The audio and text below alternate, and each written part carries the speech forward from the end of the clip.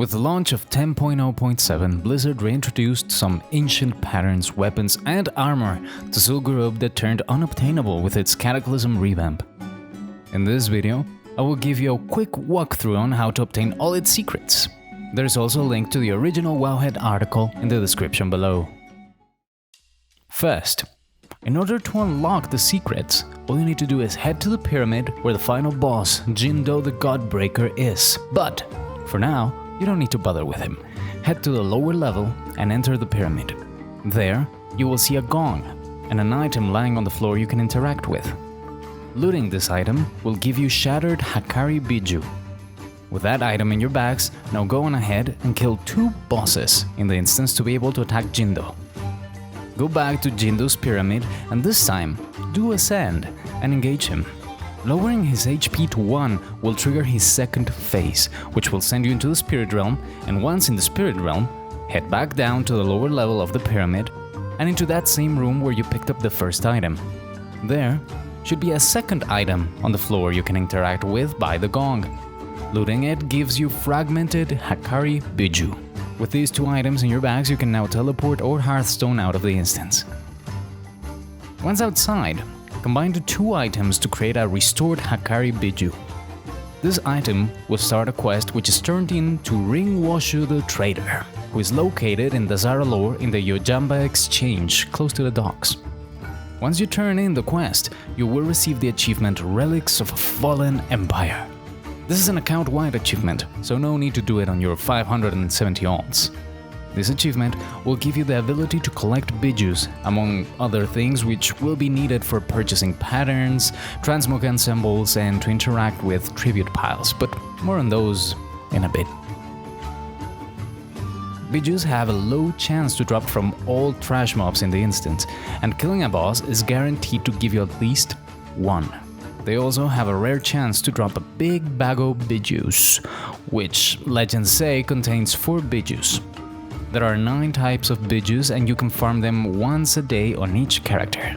So, happy farming! With the ability to discover the long-lost secrets of Zul'Gurub, you can also head for Gazranka's original spot. Here, you can fish for 1 of 2 caches. But be careful! You need to have the Mud Skunk Aroma buff to be able to fish them, otherwise you will be there fishing for hours, unable to find anything but fish. What worked for me was going back and forth into that small area with all the fishing villagers.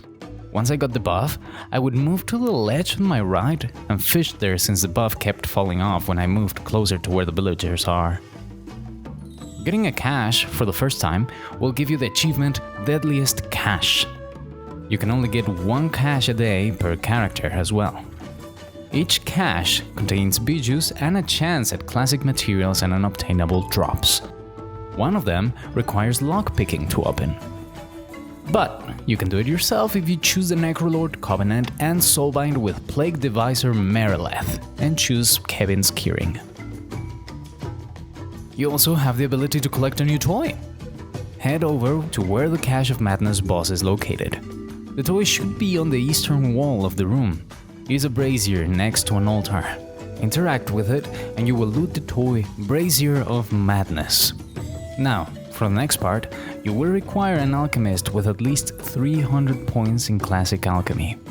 On that same altar, an alchemist should also be able to interact with the tablet on top of it.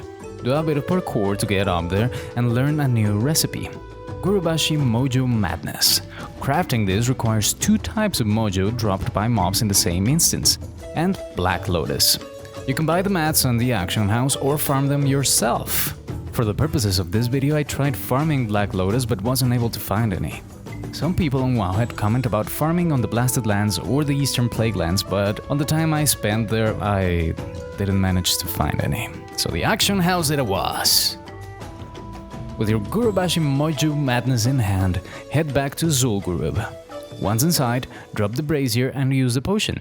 This will give you the buff Succumb to Madness for an hour and turn you into the spirit of a hateful troll.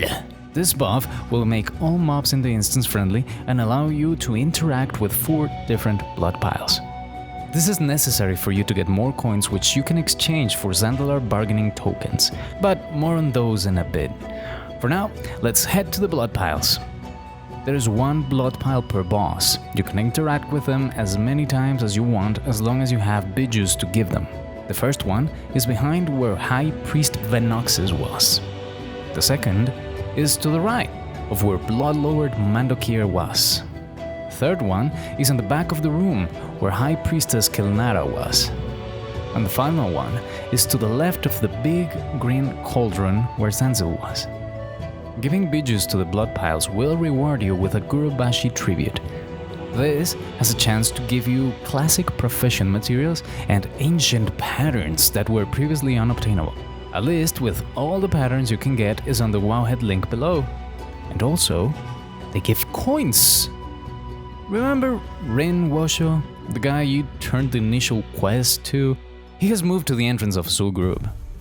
If you're like me and that sounds ambiguous as f***, that means he's on the inside of the instance, on the right side, next to a goblin with his Tauren bodyguards. Aside from selling some ancient patterns and transmog ensembles, when you have enough coins, he gets repeatable quests to turn your coins into Zandalar bargaining tokens. For these, you need a combination of 3 different coins for 1 token. With enough bargaining tokens and bijous, you can trade Rin'wosho for patterns and ensembles. As I said before, a list with all of the patterns and ensembles available is located on the Wowhead link below. Just something to keep in mind though. The ensembles he will have will depend on the class you're on, so if you're looking for a cloth ensemble on your warrior, you will need to switch characters. There are armor type ensembles as well as class ensembles, all of which require different color bijous.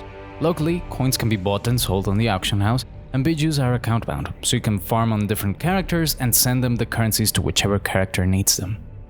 And that's it! You're now ready to start collecting. Don't forget to like the video and subscribe to the channel. Do you have a favorite troll theme set? Let me know down below. I am Asterion, and I will see you in the next video.